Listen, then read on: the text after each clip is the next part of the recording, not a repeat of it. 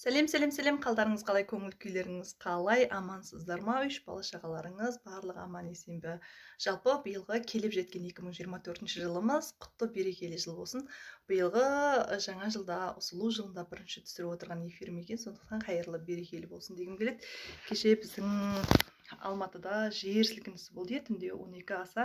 Жалпы бұл Алматыда ғана емес, Азия елдерінде біраз жерде жер сілкінісі болған екен. Соның ішінде Алматыда өте қаттырақ сезілді.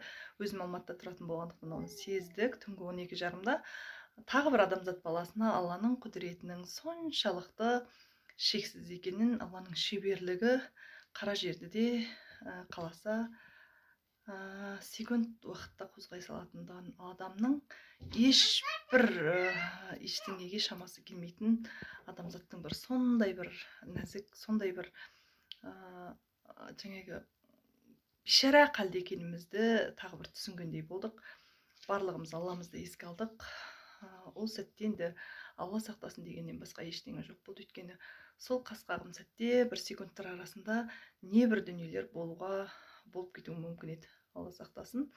Біздің бағымызға Аллаға сансыз шүкір, барлығы жақсы, аман есен, ешкім зардап шеккен жоқ деп ойлаймын. Просто үрей болды, конечно. Сондықтан әр қашан, әр секундта бізді бір жаратушы, бір Алламыздың жаңағы қорғауында болмайтын болсақ, ол бізді қорғап тұрмайтын болса, ол бізді шеберлігімен осы 18.000 ғаламды осындай бір үйлесіммен ұстап тұрмайтын болса, қалай болып кетер еді деген бір сұрақ туады. Сондықтан әрбіріміз өзіміз деген өркөкірегімізді өшіріп, Алланы тануға, Аллаға деген жаңағы өзіміздің бір ешқандай ештеңеге қолымыздан ештеңе келмейтіндігін тағы бір мойындауымыз керек шығар дегім келеді. Барлықтарыңызға, отбасыларыңызға амандық тілеймін, жүректеріңізге тыныштық тілеймін. Ең бір қиын сәт, ең бір қиын нәрсе адамның жүрегінің жаңағы астан кестең болып не істерін білмей қалатын сәті.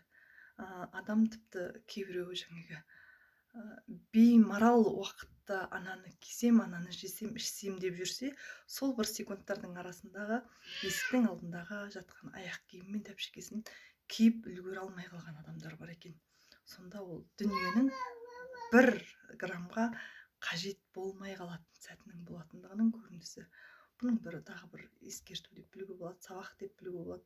Әрбір нәрседен ғибрат алуға болатындығының тағы бір көрінісі. Сондықтан әрбірімізге Алла жар болсын, ісіміз берекелі болсын, күніміз күліп атсын, таңымыз арайлап атсын, барлықтарыңыздың шаңырақтарыңызда береке болсын, отбасыларыңыз, жақындарыңыз аман болсын. Алланың айтпай келетін апаттарынан Алла сақтасын.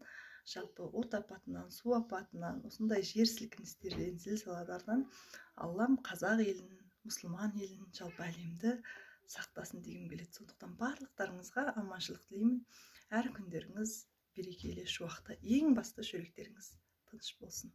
Сіздермен бірге мен барлықтарыңызды жақсы көрем. Күндеріңіз сәтті өтсін. Бай қуатты болыңыздар. Берекелі болсын.